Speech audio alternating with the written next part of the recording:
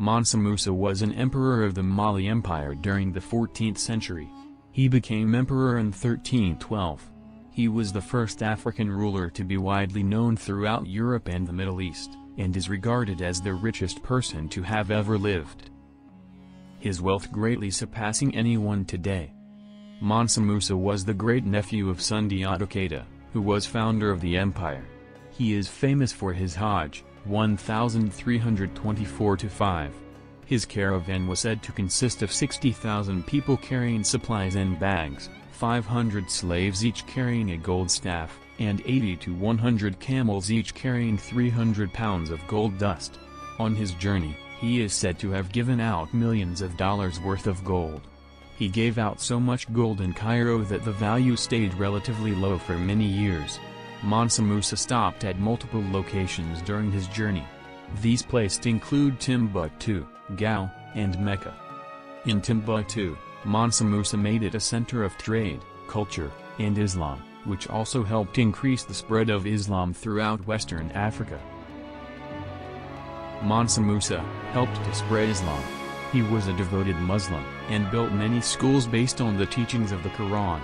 There also is a saying that every Friday when he stopped, while on his Hajj, he ordered a mosque to be built, because that is a Muslim holy day. He sent students to Islamic universities in Northern Africa, was famous since 1345. After his Hajj, European cartographers began to draw Mansa Musa on maps. As the Empire of Mali fell apart, Mansa Musa's reputation did as well. He was no longer drawn as a noble king on maps, but instead more uncivilized. He was drawn as a parody of European royalty, and a normal person with a crown. Mansa Musa was married to Inari Kunate. Mansa Musa, at his time worth $900 billion, is still the richest man to date. In the vast fictional universe of Marvel Comics, T'Challa, better known as Black Panther, is not only king of Wakanda, he's also the richest superhero of them all. And although today's fight for the title of wealthiest person alive involves a tug-of-war between billionaire CEOs, the wealthiest person in history, Mansa Musa, has more in common with Marvel's first black superhero. Musa became ruler of the Mali Empire in 1312, taking the throne after his predecessor, Abu Bakr II, for whom he'd served as deputy, went missing on a voyage he took by sea to find the edge of the Atlantic Ocean. Musa's rule came at a time when European nations were struggling due to raging civil wars and a lack of resources. During that period, the Mali Empire flourished thanks to ample natural resources like gold and salt. And under the rule of Musa, the prosperous empire grew to span a sizable portion of West Africa, from the Atlantic coast to the inland trading hub of Timbuktu and parts of the Sahara Desert. As the territory grew while Musa was on the throne, so did the economic standing of its citizens.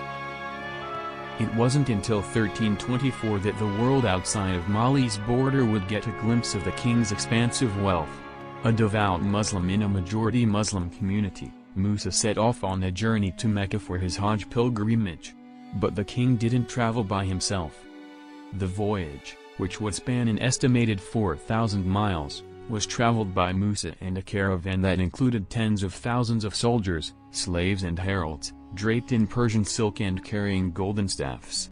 Although records of the exact number of people who participated in the voyage are scarce, the elaborate convoy that accompanied Musa marched alongside camels and horses carrying hundreds of pounds of gold.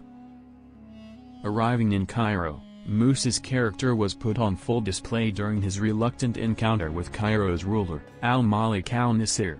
According to texts from the ancient historian Shihab al-Umari, Musa was greeted in Cairo by a subordinate of al-Nasir, who invited him to meet with the fellow monarch.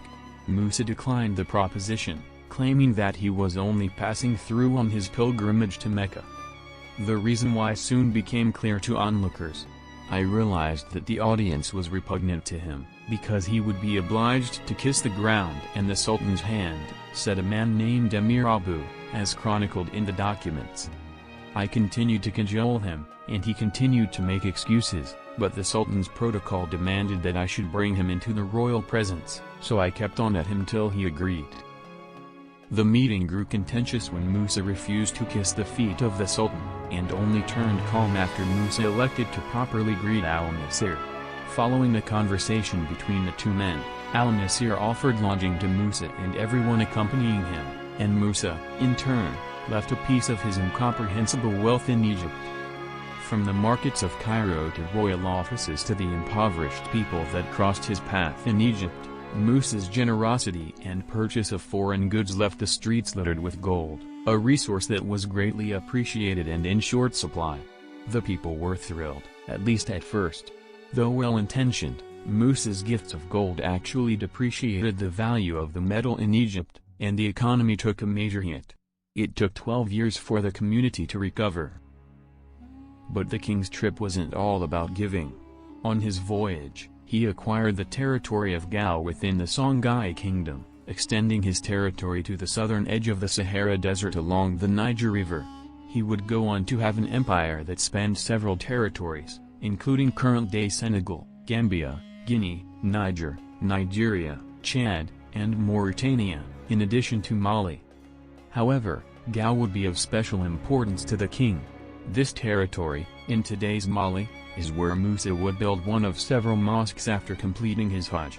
Timbuktu was also an important city for the affluent king, who used his wealth to build schools, universities, libraries, and mosques there. The burgeoning trading hub was where Musa commissioned the Djain Rabah Mosque, a famed place built of mud brick and wood that has stood the test of time, remaining active for more than 500 years. Word of Musa's wealth and influence only spread beyond Africa after his voyage to Mecca. Tales of his enormous convoy and generosity continued to be passed on long after his death, which is believed to have taken place sometime between 1332 and 1337. By the late 14th century, Musa had been drawn in the 1375 Catalan Atlas, an important resource for navigators of medieval Europe. Created by Spanish cartographer Abraham Crescas, the atlas depicted Musa sitting on a throne with a gold scepter and crown, holding a gold nugget. From the abundance of natural resources he cultivated to the growth and development of communities that he left behind, Musa has a legend that could give the fictional Black Panther a run for his money. As far as wealth goes, it is nearly impossible to quantify the riches that Musa had during his lifetime.